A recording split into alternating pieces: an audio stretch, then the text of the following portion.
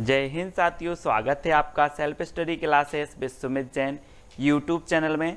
दोस्तों आज की इस वीडियो में हम पढ़ने वाले हिंदी साहित्य ट्रिकी वीडियो है ना। आज हम आपको ऐसे महत्वपूर्ण प्रश्न याद करवाएंगे, ऐसी फनी ट्रिक बताएंगे कि आप जिंदगी भर कभी नहीं भूल सकते। आप नेट एग्जाम की तैयारी कर रहे हैं, पीजीटी की कर रहे हैं, टेट एग्जाम या फिर आरपीएससी एग्जाम की तैयारी कर रहे हैं या एलटी ग्रेड की एग्जाम की तैयारी कर रहे हैं, तो ये वीडियो आपके लिए है। दोस्तों वीडियो को लाइक जरूर करें, ठीक है, और शेयर करना है। आज मैं फनी ट्रिक से और रोज आपकी सुबह 9:40 पर हिंदी साहित्य का ट्रिकी वीडियो आता है सेल्फ स्टडी क्लासेस पर, तो जरूर जुड़ें। ठीक है, स्टार्ट करते हैं दोस्तों आज का ये वीडियो। सबसे पहला जो हमारा प्रश्न है वो है, कबीरदास की भाषा को पंचमेल खिचड़ी किसने कहा है। अब 2 सेकंड दोस्तों आपको दिए जाते हैं, आपको उत्तर बताना है। मैं आपको बता दूं कि वीडियो में सबसे पहले आपको टेस्ट करवाया जाएगा, फिर ट्रिक बताई जाएगी। ठीक है, तो कबीरदास की भाषा को पंचमेल खिचड़ी किसने कहा है, तो आपका बिल्कुल सही आंसर क्या हो जाएगा दोस्तों, किसने कहा है। उत्तर होगा श्याम सुंदर दास ने। किसने कहा? श्याम सुंदर दास, यानी कि आ नंबर आपका बिल्कुल सही हो जाएगा। अब एक चीज बताना दोस्तों कि जो पंचमेल खिचड़ी बनेगी वो कैसी बनेगी, सुंदर बनेगी कि नहीं बनेगी। सुंदर बनेगी ना, तो पंचमेल खिचड़ी कौन बोलेगा? श्याम सुंदर दास बोलेंगे ना। अब पंचमेल खिचड़ी है तो बहुत सुंदर बनेगी, तो श्याम सुंदर दास, यानी कि आपका आ नंबर जो है वो बिल्कुल सही हो जाएगा। ठीक है दोस्तों, फनी ट्रिक से याद करवाएंगे आपको, सिर्फ पूरा वीडियो देखना है। सत्यवती कथा के रचनाकार कौन है?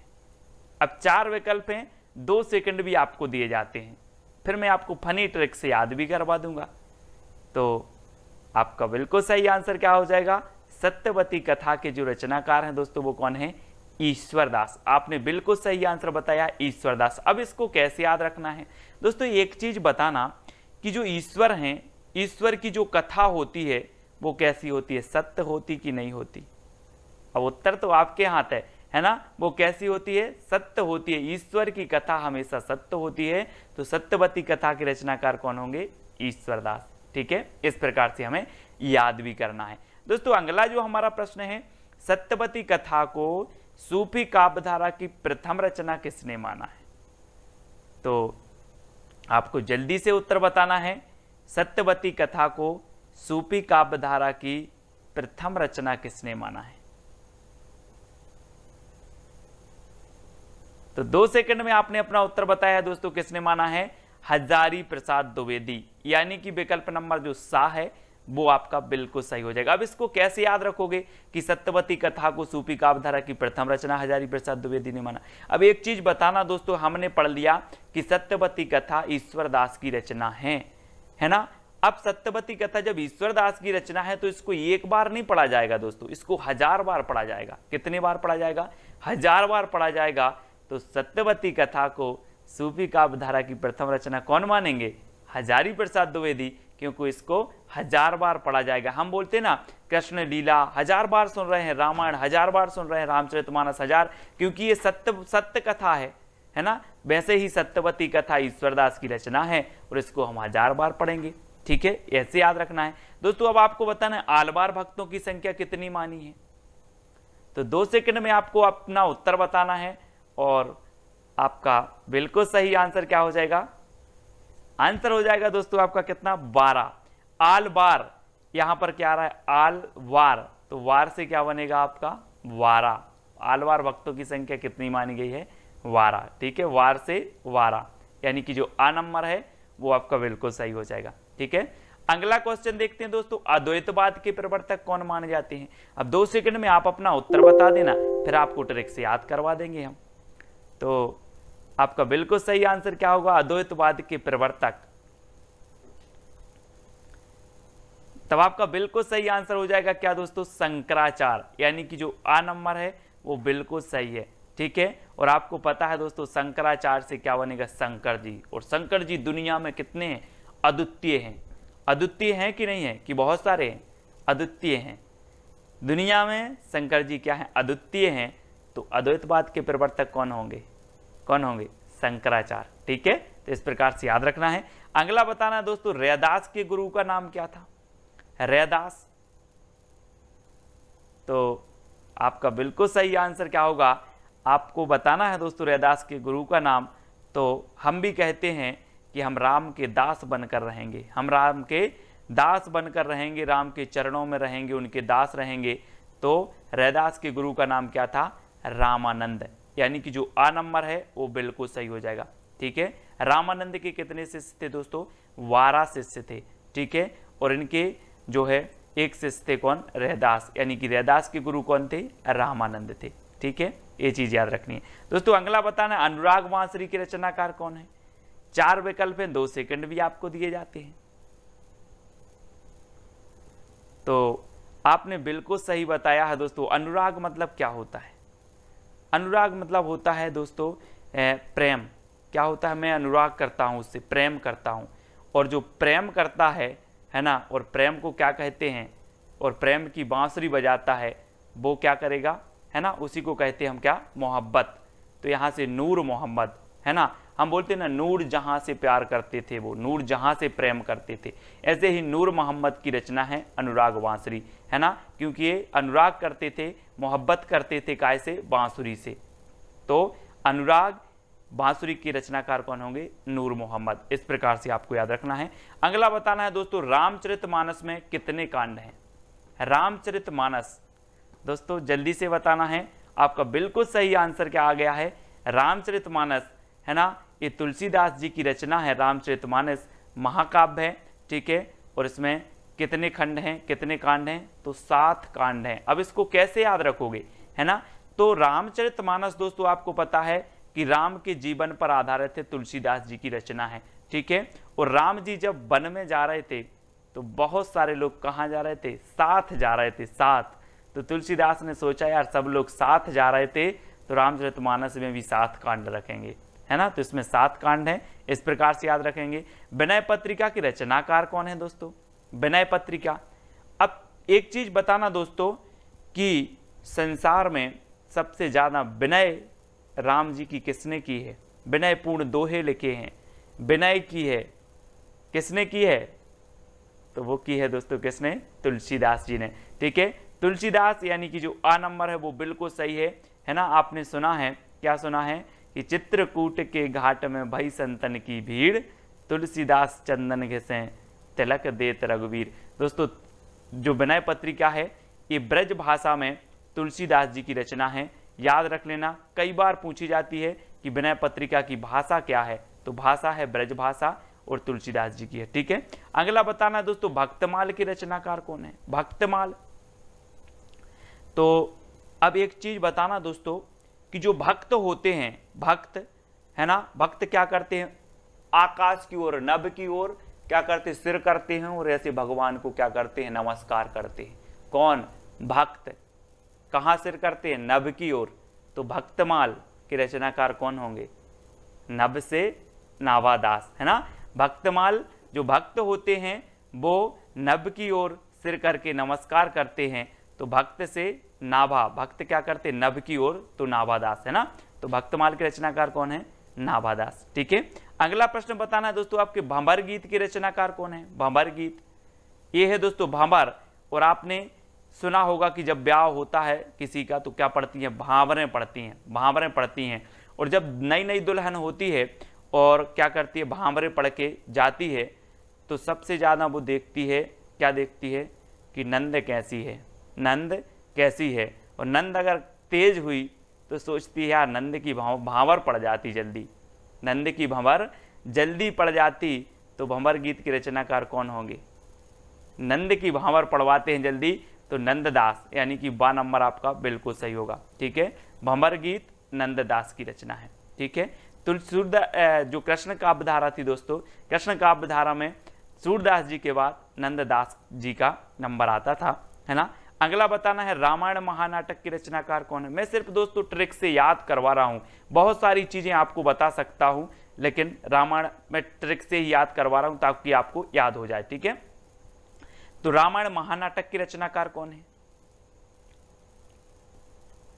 अब दोस्तों आपको 2 सेकंड में उत्तर बताना है, और मैं थोड़ी सी आपको हिंट दे रहा हूं कि जो रामायण महानाटक है और जो रामायण है वो हमारी क्या है, प्राण है कि नहीं है, हम बोलते हैं कि रामायण तो हमारी प्राण है, प्राणों के समान है, हम उसको पढ़ते हैं, उससे सार तत्व ग्रहण करते हैं, तो हमारी क्या है, प्राण। तो रामायण महानाटक के रचनाकार कौन हो जाएंगे, कौन होंगे? अब आपको ही बताना है कि रामायण तो हमारी प्राण है, तो प्राणचंद्र चौहान, यानी कि जो 12 नंबर है वो आपका बिल्कुल सही हो जाएगा। ठीक है, अगला प्रश्न देखते हैं दोस्तों, रामचंद्रिका को छंदों का अजायब घर किसने कहा है? अब दोस्तों सबसे पहली बात तो यही आती है, एक क्वेश्चन पूछा जाता है कि छंदों का अजायब घर किसे कहा जाता है, तो आप बता देते हो केशवदास की रामचंद्रिका को। ठीक है, लेकिन रामचंद्रिका को छंदों का अजायब घर कहा किसने है? तो एक चीज बताएं कि जिसने इस रामचंद्रिका का स्वरूप देखा होगा वो ही बता सकता है कि ये छंदों का अजायब घर है। अगर ये पुस्तक बंद है, इसको देखकर आप बता सकते हो कि इसके अंदर क्या है? नहीं बता सकते ना। जिसने रामचंद्रिका का स्वरूप देखा वही बताएगा कि ये छंदों का अजायब घर है। तो राम स्वरूप चतुर्वेदी, इन्होंने स्वरूप देखा और इन्होंने बता दिया कि ये क्या है, छंदों का अजायब घर है। और 12 नंबर आपका बिल्कुल सही हो जाएगा। ठीक है ना, फनी ट्रिक याद हो जाएगा दोस्तों, पूरा वीडियो जरूर देखना है। मधुमालती के रचनाकार कौन है? मधुमालती, आपने दोस्तों एक वो सुना होगा कि बैर कराते मंदिर मंदिर मस्जिद और मेल कराती मधुशाला, एक सुना है ना आपने। तो आपने देखा होगा कि समाज में कई ऐसे लोग होता है उनका मंझनई मधु से होता है। कैसे होता है? मंझन मधु से होता है। तो मंझन मधु से होता है तो मधुमालती के रचनाकार कौन होंगे? मंझन होंगे ना, मंझन यानी आ नंबर आपका बिल्कुल सही हो जाएगा। ठीक है, हमें ट्रिकी याद करना है दोस्तों, याद बस करने का माध्यम है कि हमारे माइंड में कैसे वो फिट बैठती है, याद होती है। ठीक है, अगला बताना है दोस्तों आपको, हिंदी भक्ति काव्य का प्रथम क्रांतिकारी पुरस्कर्ता कबीर हैं, ये कथन किसका है? हिंदी भक्ति काव्य का जो काव्य के प्रथम क्रांतिकारी पुरस्कर्ता कबीर हैं, ये कथन किसका है? तो ये चीज तो कौन बता देंगे? बच्चे बता देंगे, सभी को पता है। कौन बता देंगे? बच्चे भी बता देंगे कि हिंदी भक्ति काव्य के जो प्रथम क्रांतिकारी कवि हैं वो कबीर हैं। बच्चा भी बता देगा साहब, क्योंकि भक्ति से ओतप्रोत थे, कबीरदास ने समाज को फटकारा और भक्ति से, तो ये बच्चे बता देंगे। तो बच्चन सिंह का कथन होगा, किसका होगा? बच्चन सिंह, यानी कि जो आ नंबर है वो बिल्कुल सही होगा। हिंदी भक्ति काव्य का प्रथम क्रांतिकारी पुरस्कर्ता कबीर हैं, ये कथन किसका है? बच्चन सिंह का। ठीक है, इस प्रकार से कथन भी याद हो जाएंगे आपको, आप बिल्कुल चिंता न करें। निरंतर सीरीज देखना है, रोज 9:30 पर आपकी, रोज सुबह 9:30 पर ट्रिकी वीडियो होगा। ठीक है, तो जरूर देखें। और रात्रि 9 बजे आपकी हिंदी साहित्य की विस्तृत क्लास होती है, तो उसको भी देखना है। गुरु नानक का जन्म हुआ था तो कहाँ हुआ था दोस्तों? सिख संप्रदाय के प्रवर्तक माने जाते हैं गुरु नानक। अब यहां पर क्या आ रहा है? नानक, नाना आ रहा है तो ननकाना, नानक ननकाना, है ना, इस प्रकार से। तो गुरु नानक का जन्म हुआ था कहां पर? ननकाना। आ नंबर आपका बिल्कुल सही हो जाएगा। अगला बताना दोस्तों, नगेंद्र के अनुसार प्रथम सूफी काव्य रचना कौन सी है? सूफी काव्य धारा आपने पढ़ी होगी भक्ति काल में, अब सूफी काव्य रचना बतानी है तो नगेंद्र के अनुसार बताना है। तो जल्दी से बताएं, 2 सेकंड में आपको। तब आपका राइट आंसर क्या हो जाएगा दोस्तों? वो मैं आपको बता रहा हूं, थोड़ा सा हिंट दे रहा हूं कि अगर आपके सामने नांग आ जाए तो आप हंसोगे कि दौड़ लगा दोगे? है ना, अगर अचानक आपके सामने ऐसे करके नांग आ जाए तो आप हंसोगे कि दौड़ लगा दोगे? है ना, दौड़ लगा देंगे। तो नगेंद्र के अनुसार जो सूफी काव्य की प्रथम रचना है वो हंसावली है। कौन सी है? हंसावली। ठीक है, याद रख लेना, हंसना नहीं है, हंसना नहीं है, अगर नांग आ जाए तो हंसना नहीं है, दौड़ लगा देना है। तो हंसावली है, सभी लोग याद रखेंगे। ठीक है, अगला बताना है दोस्तों आपको, सुंदर विलास किसका ग्रंथ है? सुंदर विलास, तो प्रश्न क्रमांक 18 है और 2 सेकंड है, बिल्कुल आप आसानी से बता देंगे कि सुंदर आ रहा है तो सुंदर विलास सुंदरदास का ही होगा। ठीक है, सुंदरदास, ये बिल्कुल सही है आपका। ठीक है, आ नंबर आपका बिल्कुल सही हो जाएगा। सुंदरदास का ये ग्रंथ है सुंदर विलास। अगला बताना है दोस्तों, निम्न में से अष्टछाप का कवि नहीं है। अष्टछाप को जो स्थापना हुई थी, मैं आपको अभी क्वेश्चन पूछूंगा उसका, वो अभी नहीं बता रहा हूं मैं आपसे। तो निम्न में से अष्टछाप का कवि नहीं है बताना है। अष्टछाप की स्थापना मैं आपको इतना बता दे रहा हूं कि विट्ठल नाथ ने की थी, ठीक है, लेकिन कौन सा कवि नहीं है इनमें से?